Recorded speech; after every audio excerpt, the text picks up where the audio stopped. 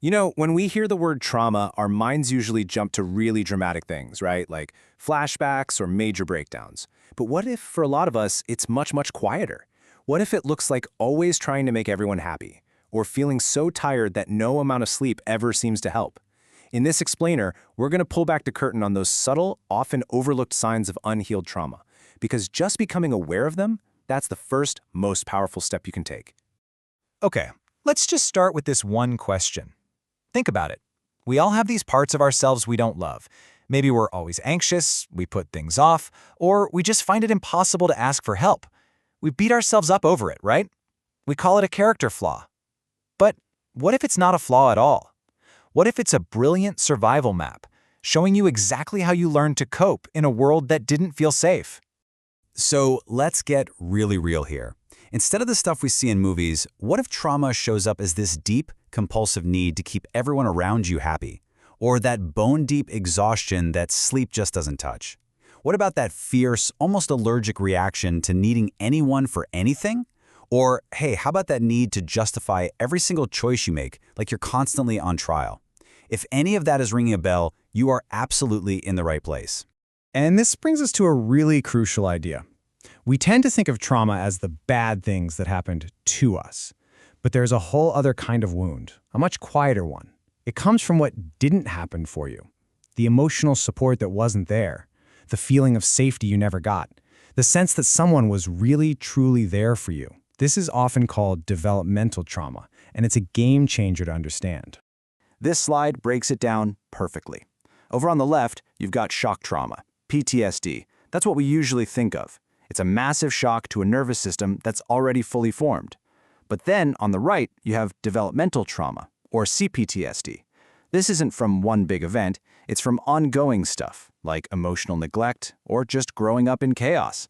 And here's the key. It doesn't just shock the nervous system, it literally shapes it while it's still being built. So if trauma actually shapes your nervous system as it develops, that leads us to a massive, fundamental truth. You cannot just think your way out of it. It's not a logic problem. It's a body problem. The story isn't just in your head. It's written into your physiology. And, Dr. Bessel van de Kolk, who is one of the leading experts on this, says it perfectly.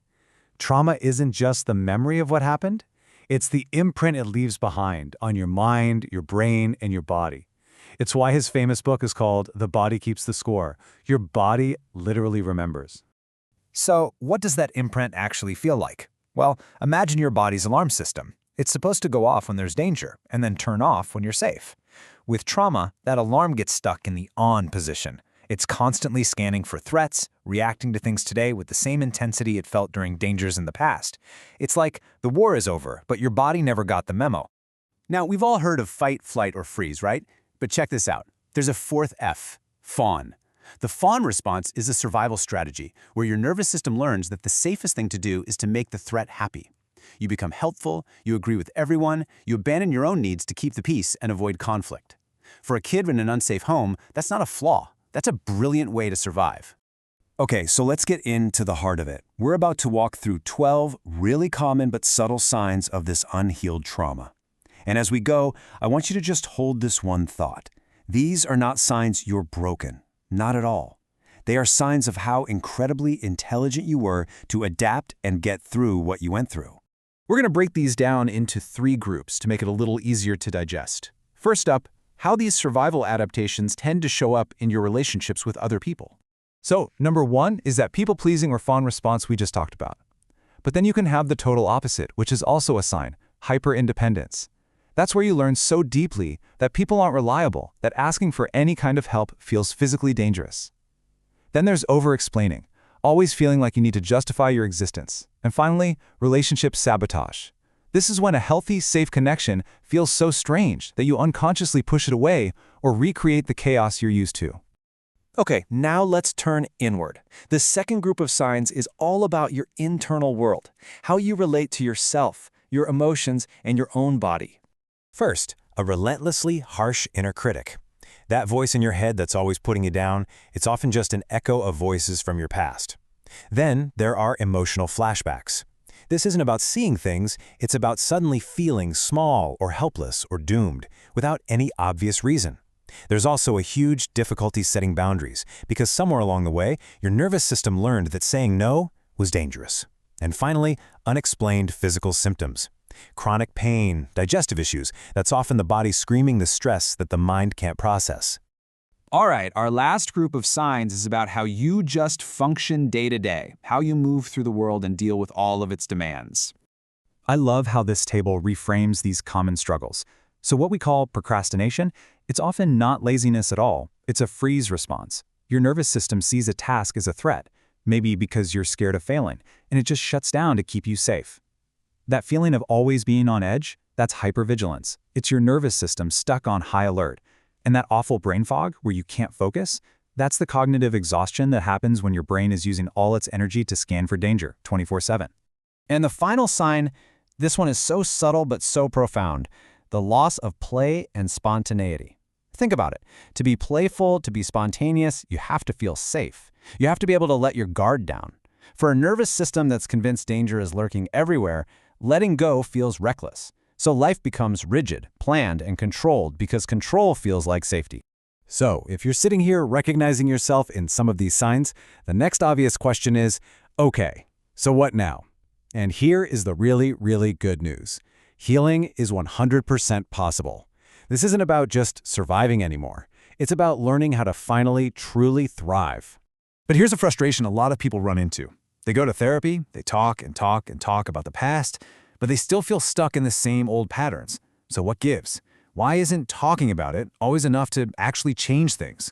Here's the absolute key.